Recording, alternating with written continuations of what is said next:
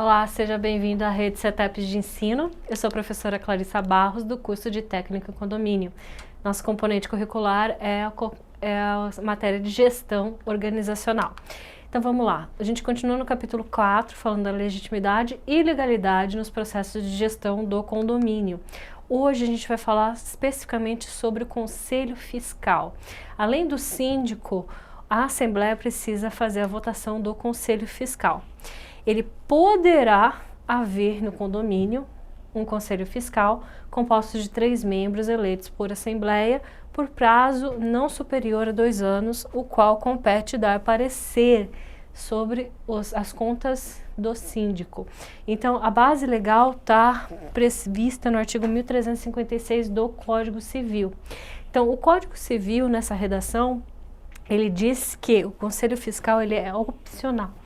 Ele é opcional, certo? E ele é um conselho consultivo e fiscaliza o condomínio. Ainda que tenha se tornado optativo, a sua constituição ela é de fundamental importância para a vida e a saúde do condomínio, certo? Através das convenções, eles determinam a existência de um conselho fiscal para que as finanças do condomínio possam ser acompanhadas e avaliadas de perto. O Conselho Fiscal, formado por condôminos, é órgão complementar do condomínio e jamais deve ser entendido como uma função secundária ou burocrática, certo? Então, ele é um órgão fiscalizador, ele não é algo secundário ou burocrático que seja necessário à função do condomínio. Cabe a esse importante grupo com integrantes eleitos em Assembleia Geral analisar as contas e emitir parecer, recomendando ou não a sua aprovação. Ou seja, ele não aprova ou desaprova, ele apenas recomenda a aprovação ou desaprovação. Essas informações servirão de base para que os demais condôminos ratifiquem a sua recomendação ou a contrarie, de modo que evite graves problemas nos caixas e na administração do condomínio. Ou seja, ele é um norte para os outros condôminos, para que eles ratifiquem, ou seja, concordem com o parecer do conselho ou rejeitem esse parecer. Então, como função adicional, se prevista na convenção ou aprovada em assembleia, esse órgão, o conselho, ele pode ainda assessorar o síndico atuando como conselho consultivo, certo? Então, por exemplo, o síndico ele pode pedir a opinião do conselho para deliberar, para fazer ou deixar de fazer alguma coisa dentro do condomínio. Vale registrar aqui que é sempre importante o síndico contar com uma equipe, certo? De pessoas que ajudem ele na administração do condomínio, ou seja, pessoas que sejam participativas e que ajudem a dividir as decisões mais complexas que se necessitam ser tomadas sobre diversas situações. Em alguns casos, a execução das tarefas do conselho gera um pouco de confusão entre os condôminos. Não é raro esse tipo de problema. Ele acontece quando há um grande equívoco por parte dos membros de tal conselho que entendem estarem aprovando ou não as contas da gestão de síndico, o que de fato não ocorre.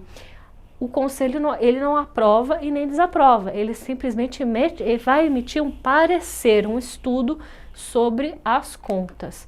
Existe apenas a recomendação de sua aprovação ou reprovação baseada nas justificativas balizadas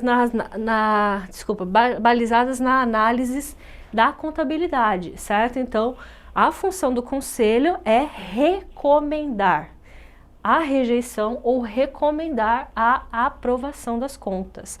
A decisão final, ela vai se dar exclusivamente pelos membros da Assembleia, ou seja, a decisão final de aprovação ou rejeição vai ser feita dentro da Assembleia por votação de todos os condôminos ali presentes. O que ocorre comumente é uma ressalva nas contas pelo conselho e na assembleia após esclarecimentos. Os condôminos tomam essa decisão, certo?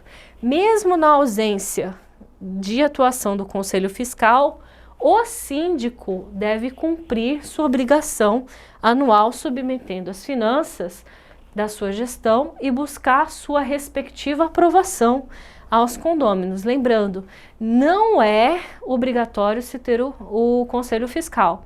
Então, nesses casos onde não se tem o conselho fiscal, ainda se torna obrigatório ao síndico pedir a aprovação em assembleia das suas contas.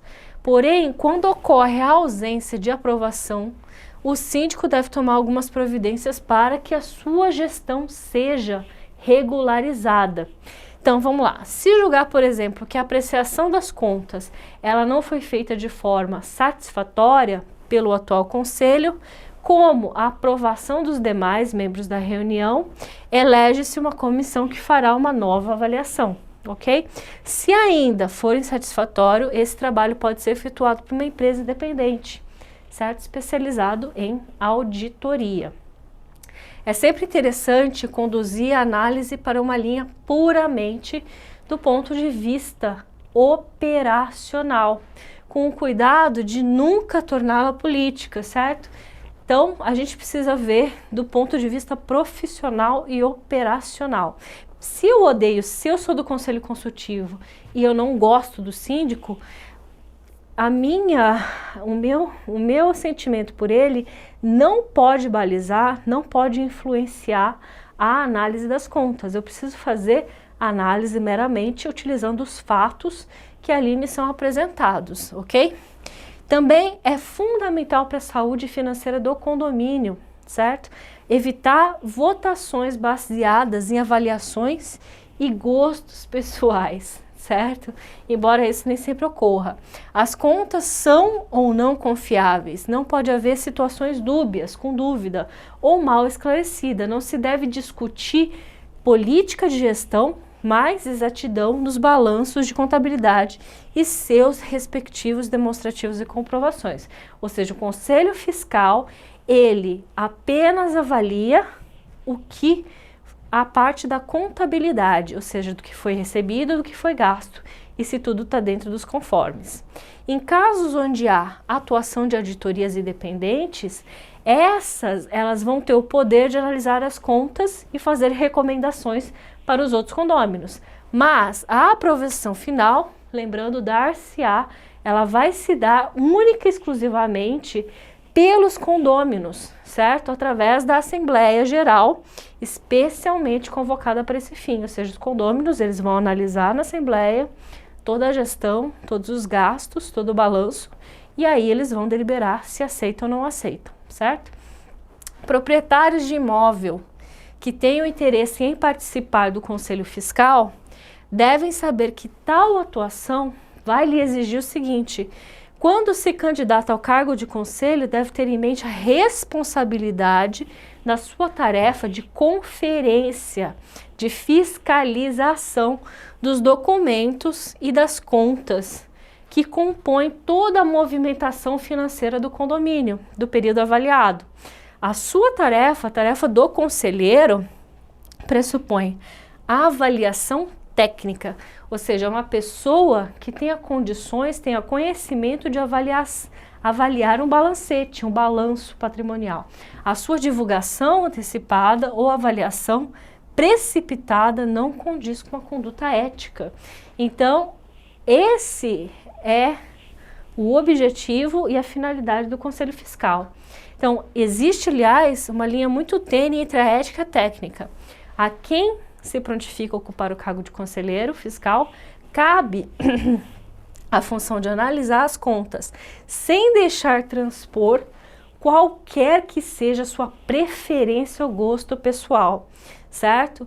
Então, se o síndico decidiu gastar o dinheiro de uma determinada forma, mas você tem o sentimento que poderia ser gasto de uma forma diferente, isso não vem ao caso. O que vem ao caso é se o dinheiro que foi gasto devidamente e comprovadamente naquele serviço.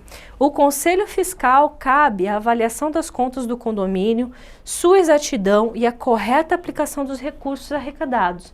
e aprovados na previsão orçamentária. Então, se está tudo dentro desses requisitos, ok, aprova-se o balancete. Os questionamentos normais dessa tarefa sempre devem ser dirigidos ao responsável pela gestão, tanto administradora como síndico, para que o mesmo tenha a oportunidade de esclarecer, defender-se, se assim for o caso. Com essa forma de conduta, síndico e condôminos terão a transparência que a gestão exige e o condomínio terá garantido a sua saúde financeira. Então é isso, pessoal. Agradeço a participação de vocês e até a próxima.